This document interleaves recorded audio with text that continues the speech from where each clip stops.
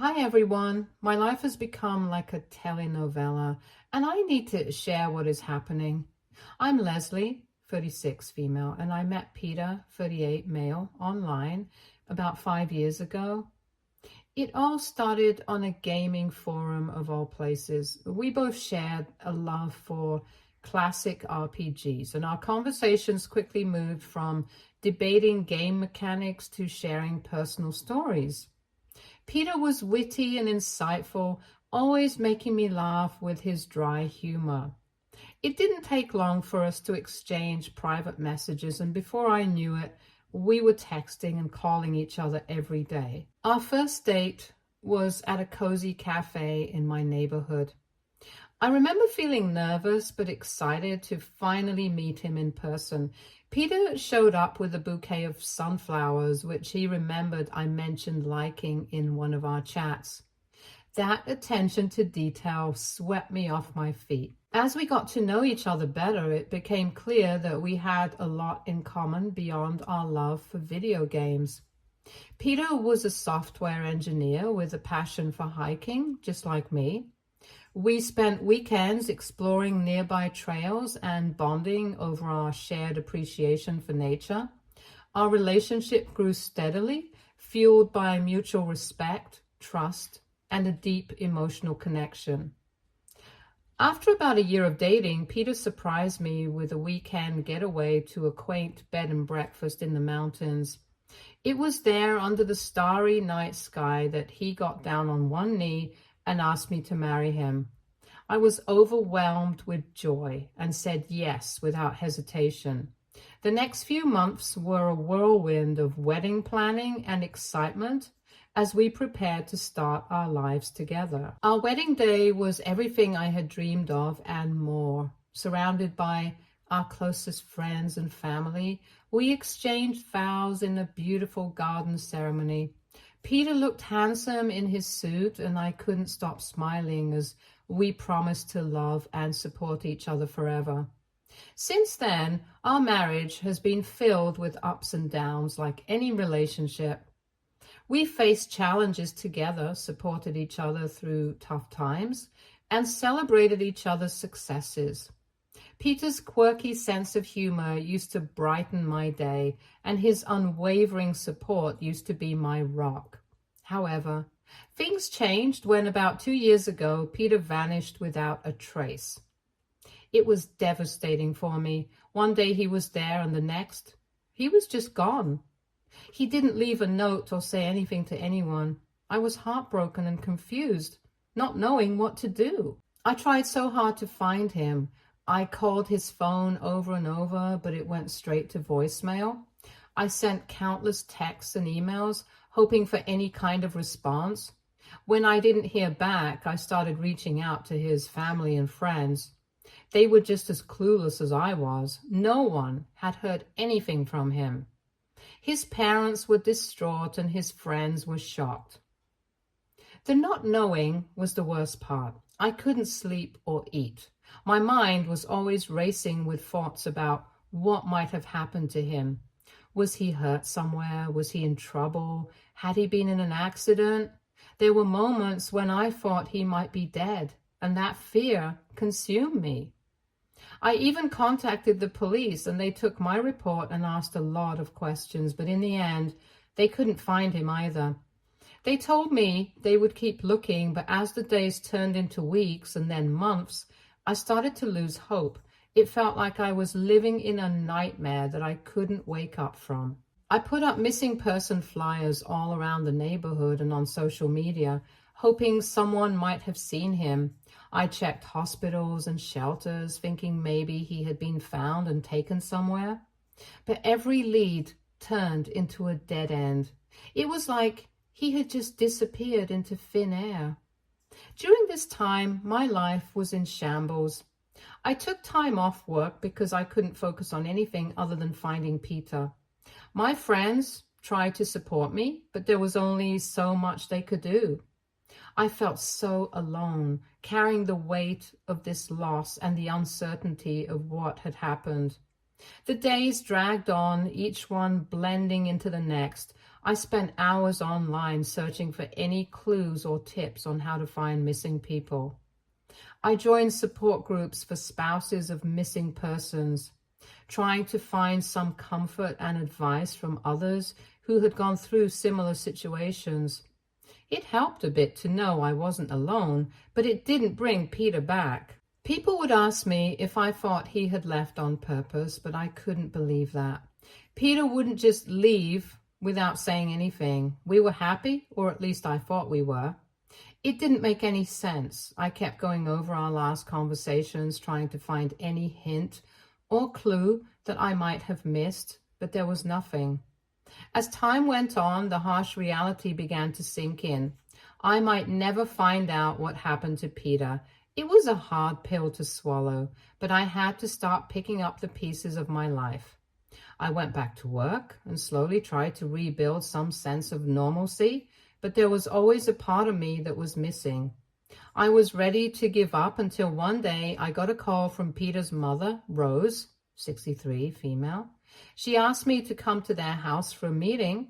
I felt a glimmer of hope, thinking maybe they had finally heard something about Peter. When I arrived at their house, Rose and Peter's father, Adam, 65, male, welcomed me warmly. They looked worried but tried to put on brave faces. We sat down in the living room and they asked how I was holding up. I could see the concern in their eyes, and it felt good to have someone care about what I was going through. After some small talk, Rose took a deep breath and said they had just heard some news about Peter. My heart started pounding. I was shocked and asked him where he was and if he was okay.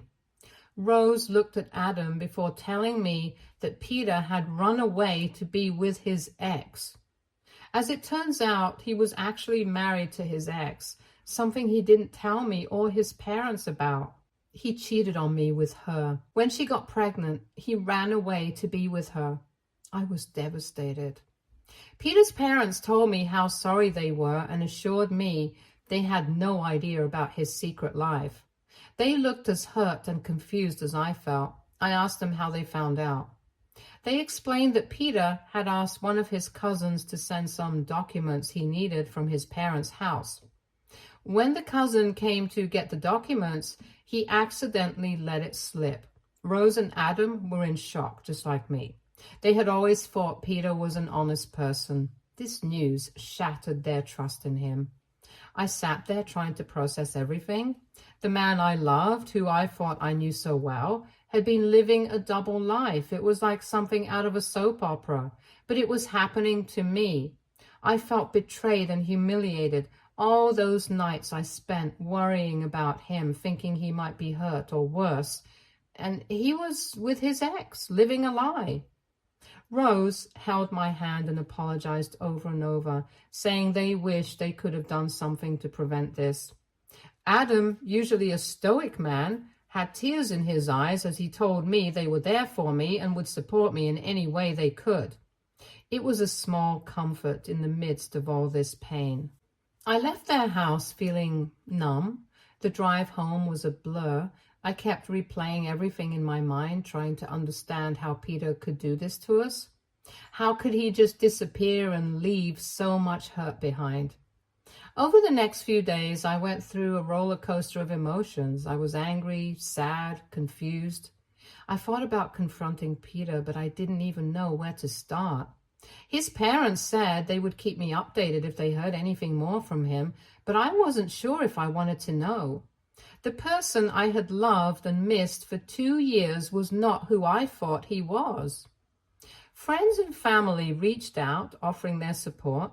They were just as shocked as I was. I found some comfort in their kindness, but it was hard to shake off the feeling of betrayal.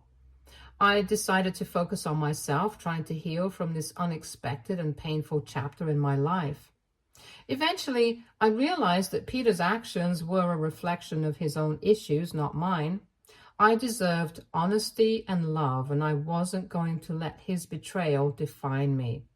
It was a long road to recovery, but I took it one day at a time, finding strength in the support around me. A few days later, Rose and Adam visited me at my house. They wanted to know how I was doing. It was nice to see them again, though it brought back all the painful memories. We chatted for a bit, just some small talk about how I was holding up and what I had been doing. After a while, Rose and Adam exchanged a look. Rose reached into her bag and pulled out a big envelope. She handed it to me and said they wanted to give me something. I opened the envelope and saw a big check inside. I was stunned. I looked at them and asked why they were giving me this. The check was for a huge amount, more money than I had ever seen at once. Rose explained that they wanted to ensure I was taken care of, especially after everything that had happened. They felt responsible in some way and wanted to help me get back on my feet. I tried to give it back to them, insisting that I couldn't accept such a generous gift, but they wouldn't take it. Adam put his hand on my shoulder and said they had talked about it a lot and it was the right thing to do. They knew I had gone through a lot and wanted to help make things a little easier for me.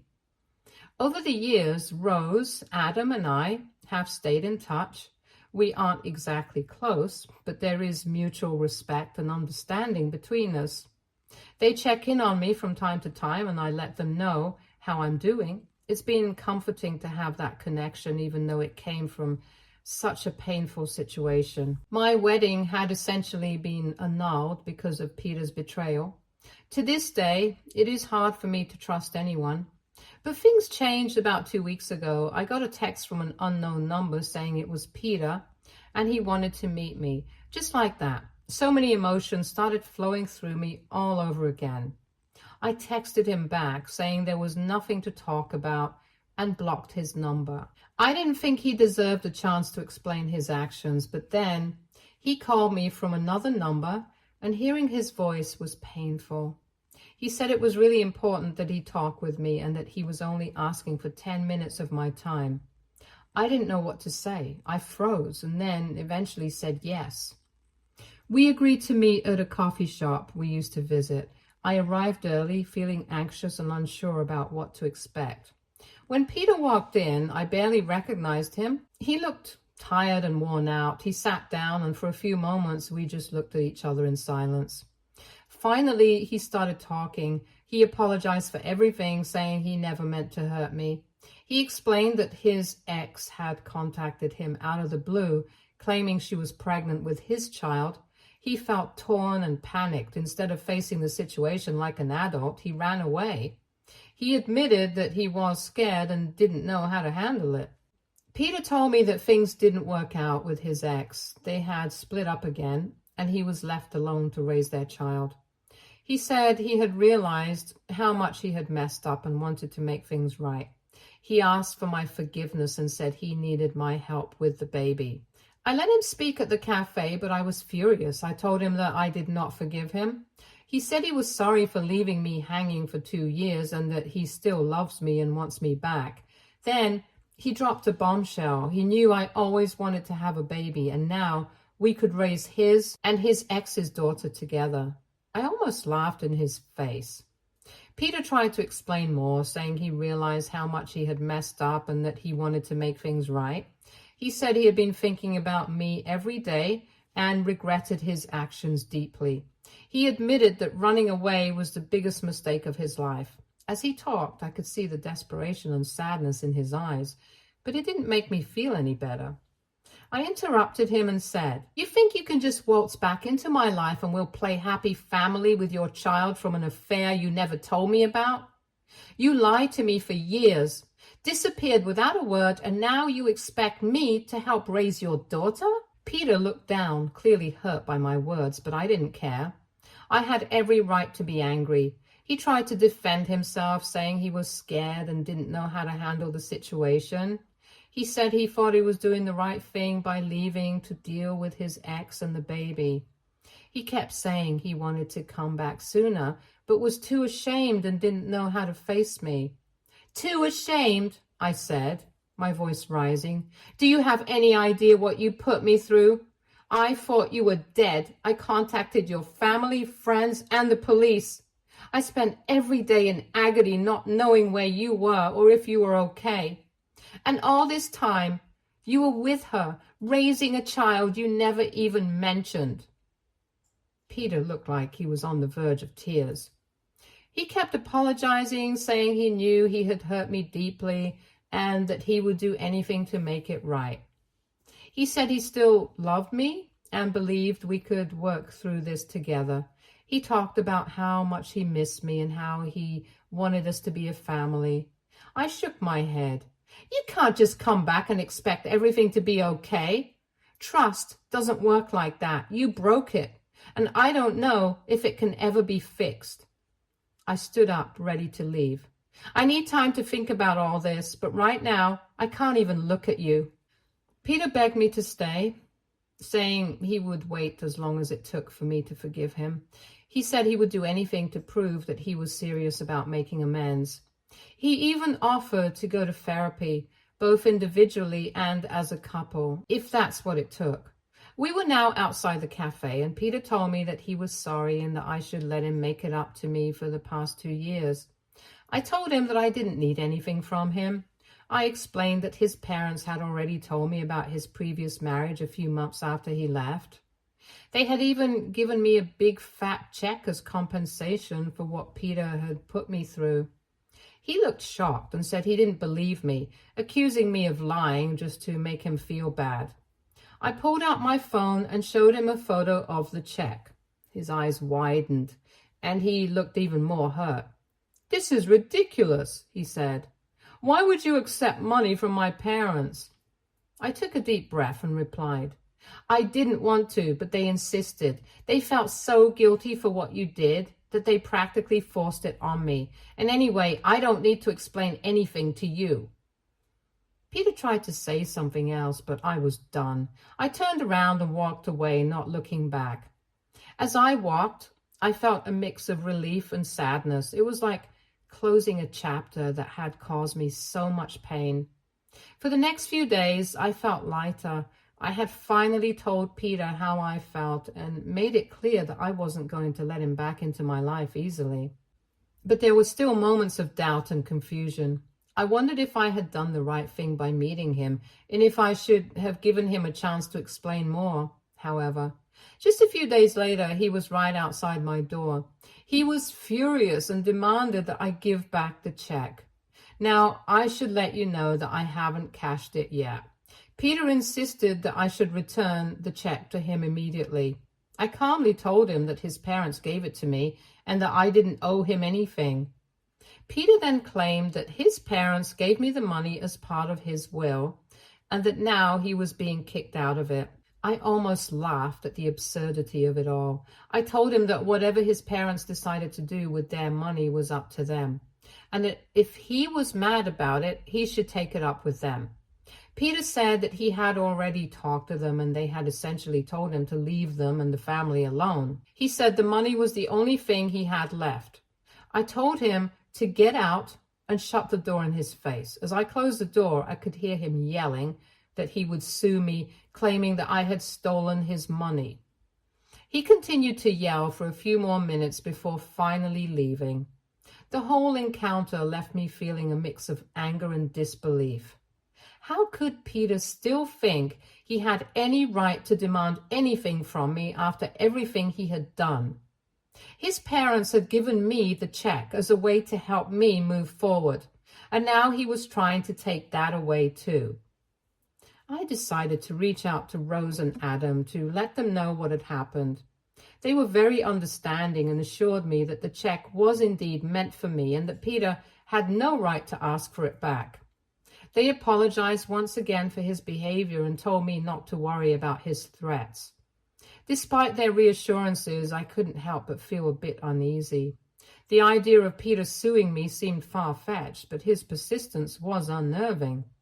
I decided to consult with a lawyer just to be safe. The lawyer confirmed that I had nothing to worry about and that Peter's threats were empty. I'm feeling really overwhelmed right now. Peter has been relentless. He keeps calling me, my family, my friends from different numbers.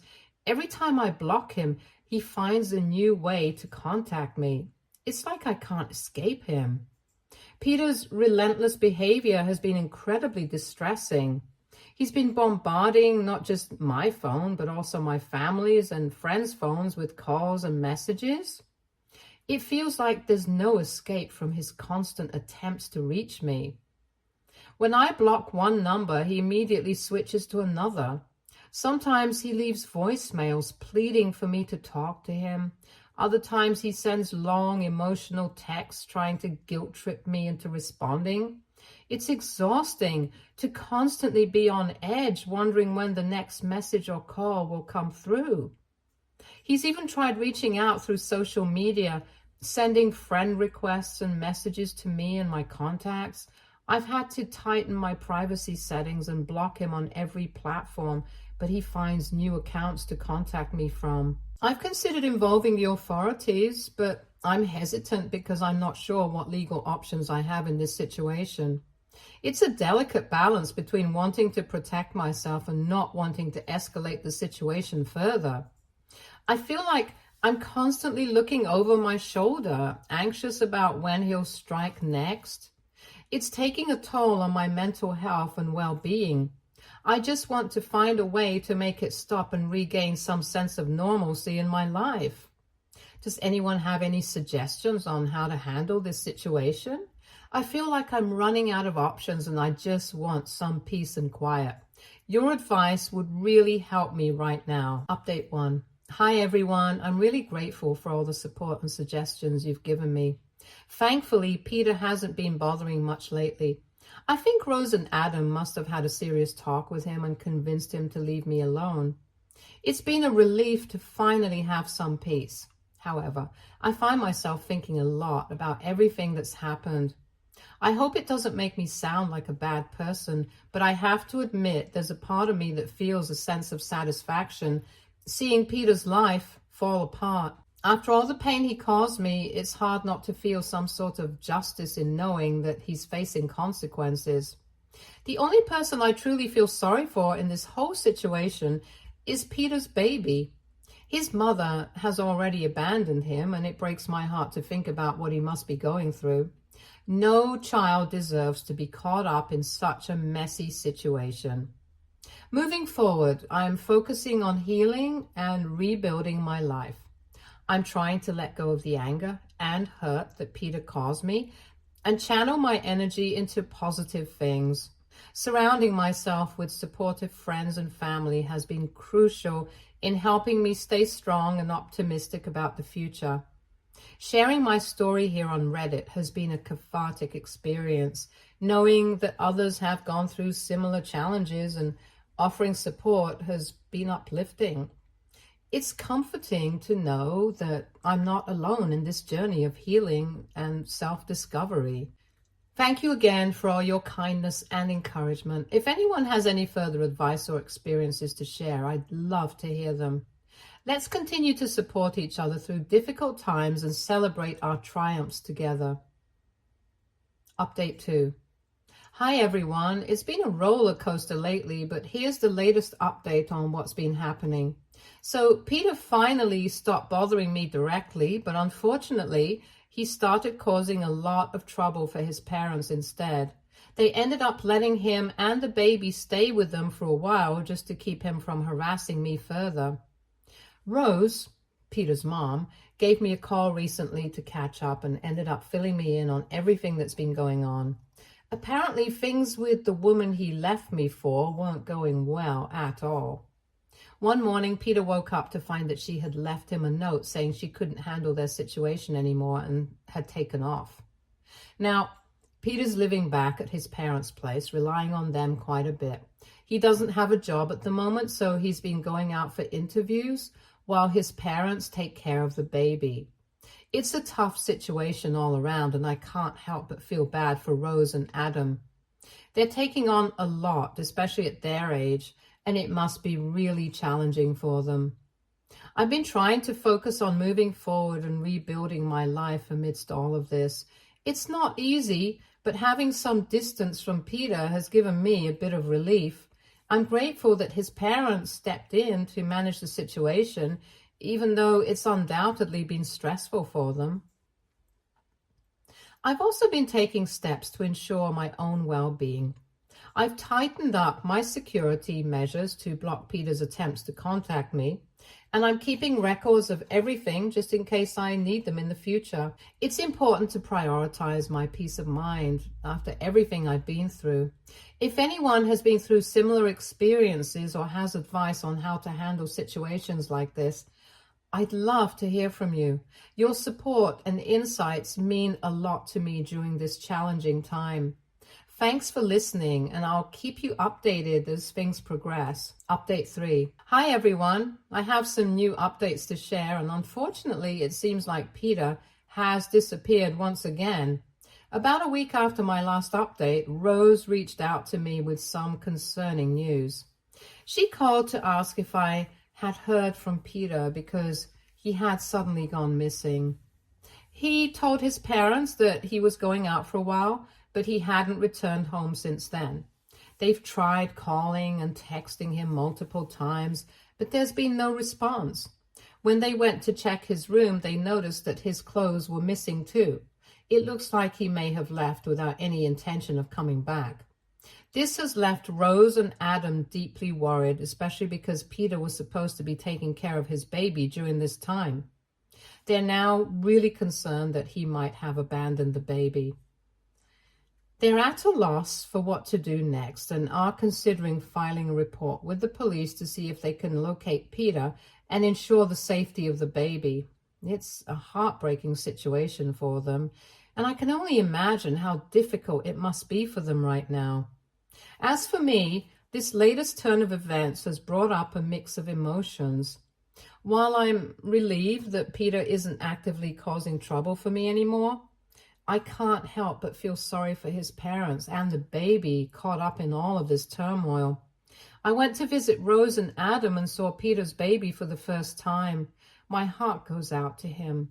It's tough to think about a little one having to deal with being abandoned by his parents. Rose and Adam opened up to me about their situation. They've come to terms with the fact that they're going to be the ones raising the baby now. Despite everything that's happened with Peter, they still have a lot of love and care for their grandchildren. It's clear that family means a lot to them, and they're doing their best to provide a stable and loving home for the baby. Seeing them with the baby was bittersweet for me. On one hand, it's heartwarming to see grandparents stepping up and doing what's best for their grandchild. On the other hand, it's a stark reminder of the difficult circumstances that brought us all to this point. Rose and Adam have taken on a lot of responsibility, and it's not easy for them. They're navigating the challenges of caring for a baby again, especially under such unexpected and emotional circumstances. They're adjusting their lives to make sure the baby has everything he needs, from diapers to late-night feedings. I'm trying to support them as much as I can during this time.